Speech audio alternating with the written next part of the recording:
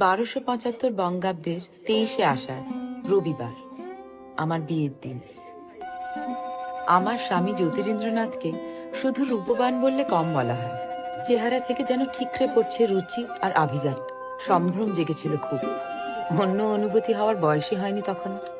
পুকুর পাড়ের ছোট্ট চৌহদ্দি থেকে হঠাৎ করে 7 সমুদ্রের ঢেউয়ের মাঝে এসে পড়লে যেমনটা হয়, ঠাকুর বাড়ির বউ হয়ে আসার পর এমনই দশা হয়েছিল। বিশাল বাড়িতে মন খুলে দুটো কথা বলার জন্য হাঁসফাঁস করতে যে নতুন বউঠান, সে অবশেষে একজন বন্ধু পেল, রবি। আমি সত্য, তোমার বই পড়তে ইচ্ছে করে না? সে করলেই হলো, সংসার করতে হবে না? আমি পড়ে শোনাবো। পাল লয়ে যায় মাঠে শিশু। রবি, এবার আমি খাতা কেটে নেব। কি হচ্ছে কি নতুন বউটা? তুমি সারাদিন চুপচাপ বসে থাকবে, আমার মোটেই ভালো লাগছে না। তুমি সমস্ত জায়গায় কাটাকুটি করে দেবো কিন্তু। তুমি শুনবে কি লিখেছি? শোনাও। মোর ভাবনা রে কি হাওয়ায় মাতালো, দোলে মন দোলে অকারণ হরসে।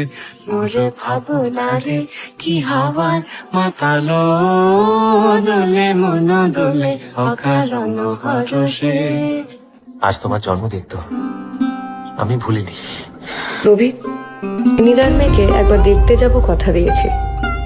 আমাদের পছন্দ হয়েছে।